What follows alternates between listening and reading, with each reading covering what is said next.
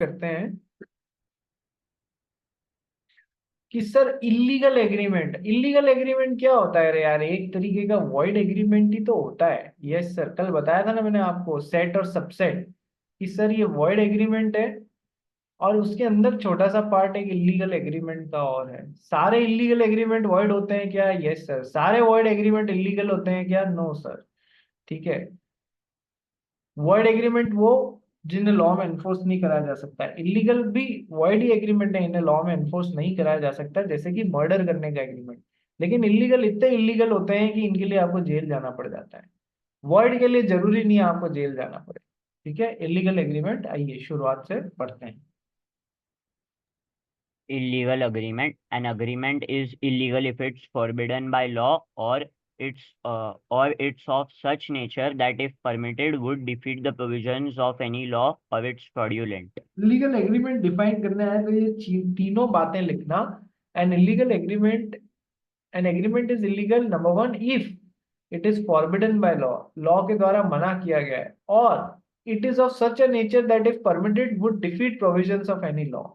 वो ऐसे तरीके का है कि भले ही डायरेक्टली मना नहीं किया है, लेकिन एग्रीमेंट का इफेक्ट वही आ रहा है जैसे कि यदि उसको अलाउ किया तो it would defeat the provisions of the law, law के प्रोविजंस को खराब कर देगा, वो मतलब नहीं है। ठीक है, इफेक्ट वही है, हो जाएगा जैसे मना किए गए काम को कर लिया, और इज फ्रॉडुलेंट या फिर वो किसी को धोखा देने वाला हो। ये आ गया पॉइंट देखो। All illegal agreements are void but all void agreements are not illegal. All illegal agreements are void. सारे इलीगल एग्रीमेंट शुरुआत से गलत होते हैं, वो कोर्ट में एनफोर्स नहीं कराए जा सकते हैं। लेकिन सारे वॉइड एग्रीमेंट इलीगल नहीं होते हैं। एग्जाम्पल पढ़ भाई। Example, contract to commit crime, contract that is immoral or opposed to public policy are illegal in nature. Similarly, R agrees with S to purchase brown sugar is an illegal agreement. ये illegal agreement है, jail में डाल दिए जा सकते हो। ठीक है, ससुराल जाना पड़ सकता है। तो इलीगल एग्रीमेंट और वॉइड एग्रीमेंट के बीच में क्या डिफरेंस है, आइए पढ़ते हैं। एक बात ध्यान रखना, जब भी डिफरेंस वाली टेबल करो, कई आपको ये ध्यान रखना है कि सर सबसे पहले तो डिफरेंसेस को पैराग्राफ फॉर्मेट नहीं और टैबुलर फॉर्मेट में आपको समझाना है। दूसरी बात, अच्छा ये रहेगा कि 3 कॉलम टैबुलर फॉर्मेट में समझाओ, 3 कॉलम वाली टैबुलर फॉर्मेट में समझाओ, जिसमें एक बेसिस ऑफ डिफरेंस वाला भी हो। ये नहीं याद रह रहे हैं तो अपने हिसाब से नाम लिख देना, डिफरेंसेस याद हो तो यहाँ नाम बना के लिख देना, कहने का मतलब इतना सा है। ठीक है, पर 3 कॉलम टेबुलर फॉर्मेट में। नोट्स में कई जगह 2 वाले भी मिलेंगे, कोई प्रॉब्लम नहीं, आप अपने हिसाब से 3 वाला बना के लिखना उसको। चलिए, तो difference between illegal agreement and a void agreement. First difference scope पढ़ भाई। Illegal agreement scope. An illegal agreement is always void. A void agreement may not be illegal agreement. ये हो भी सकता है, नहीं भी हो सकता है, लेकिन इलीगल एग्रीमेंट तो हमेशा वॉइड एग्रीमेंट ही होगा। Point number 2। Effect collateral agreement. Illegal agreement. Agreement collateral to illegal agreement is always void and cannot be enforced. Void agreement. It's not necessary that agreement collateral to void agreement may also be void. It may be valid also. ये बहुत बड़ा point है और इस अकेले point पे exam में practical question आते हैं। सब जने ध्यान से सुनेंगे, एक एक एग्जाम्पल करा रहा हूं। मुकुंद, केला चिप्स या तो मुंह में डाल के बैठ या सुपारी डाल के बैठ। ठीक है, लेकिन अब वो मेन क्वेश्चन आ रहा है जिसपे इस पार्ट में से एग्जाम में क्वेश्चन आ जाता है। समझना क्या बोल रहा है ये पॉइंट। ये पॉइंट बोल रहा है एन एग्रीमेंट कोलैटरल और parallel to illegal agreement is always a void agreement and cannot be enforced। भैया समझना, मुकुंद ने मीत के साथ में एक एग्रीमेंट बनाया। क्या? मुकुंद ने मीत के साथ में एक एग्रीमेंट बनाया। ये दोनों लॉ पढ़ पढ़ के है ना, गले तक नहीं नाक तक भर गए थे। ये दोनों लॉ पढ़ पढ़ के नाक तक भर गए थे कि हमारे लॉ वाले सर का यदि तू मर्डर कर देवे तो मैं तुझे 4 लाख रुपए 5 लाख रुपए दूंगा। ठीक है, ओके। अब मीत को इसलिए, ये कैसा एग्रीमेंट बन रहा है रे? ये इलीगल एग्रीमेंट बन रहा है दोनों के बीच में या नहीं? Yes sir. मीत को मर्डर करने के लिए गन की जरूरत थी, तो मीत जो है एक मनी लेंडर के पास में गया। मीत एक मनी लेंडर के पास में गया, बोला मुझे मर्डर करना है, गन खरीदनी है, इस वजह से 2 लाख रुपए चाहिए, उसने भी दे दिए। तो this is a parallel agreement और collateral agreement, parallel oblique collateral agreement to an illegal agreement. अब समझ में आया क्या बात हो रही है? पैरेलल एग्रीमेंट और एन इलीगल एग्रीमेंट, पैरेलल और a collateral agreement to an illegal agreement. ये तो वॉइड है ही है, शुरुआत से गलत है ही है। ये किसको सपोर्ट कर रहा है? ये एक इलीगल एग्रीमेंट को सपोर्ट कर रहा है या नहीं कर रहा है? तो सर ये भी वॉइड एग्रीमेंट होगा और कोर्ट में एनफोर्स नहीं कराया जा पाएगा।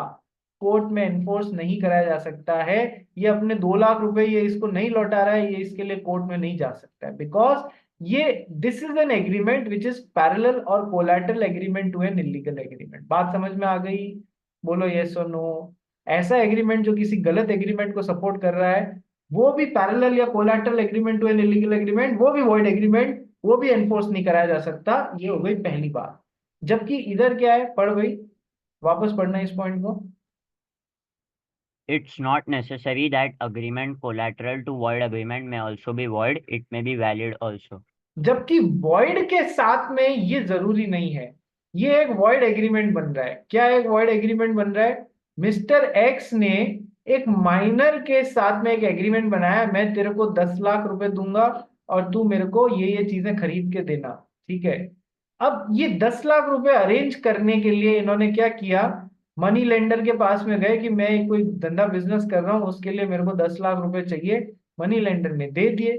तो ये वॉइड एग्रीमेंट हुआ, इलीगल नहीं हुआ। ये वॉइड एग्रीमेंट हुआ, इलीगल नहीं हुआ।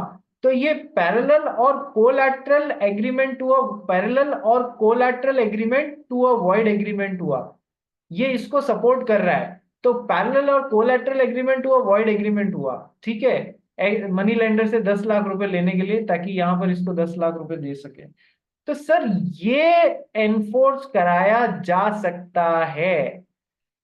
दोनों में समझ में आया? एक तो इलीगल का पैरेलल और कोलैटरल, वो भी वॉइड होगा। जबकि ये नॉर्मल वॉइड एग्रीमेंट जो इलीगल नहीं है, उसका पैरेलल या कोलैटरल इट में बी वैलिड ऑल्सो, इसे एनफोर्स कराया भी जा सकता है। डिफरेंस समझ में आया? यहाँ फंसाने की कोशिश करेंगे तुम लोग को। Okay, got the point. Exam में यहाँ से क्वेश्चन आते हैं, ठीक है। पनिशमेंट पढ़ गई। Punishment, illegal agreement. Illegal agreements are punishable. There is no punishment to the parties in void agreement. Minor के साथ में तुमने एग्रीमेंट बना भी लिया, तो उसके लिए तुमको पनिश करेंगे क्या? नहीं ना, बस ये बोलेंगे गलत एग्रीमेंट है, खत्म करो इसको।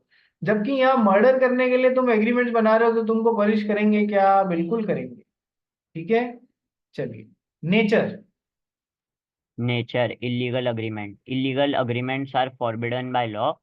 Void agreements, though not enforceable, is not prohibited in law. देखो, इलीगल एग्रीमेंट तो फॉरबिडन, मना कर दिया गया, अरे भैया मर्डर, किडनैपिंग, बीटिंग ये सब नहीं बनाने हैं, बिल्कुल सिरे से मना किया गया।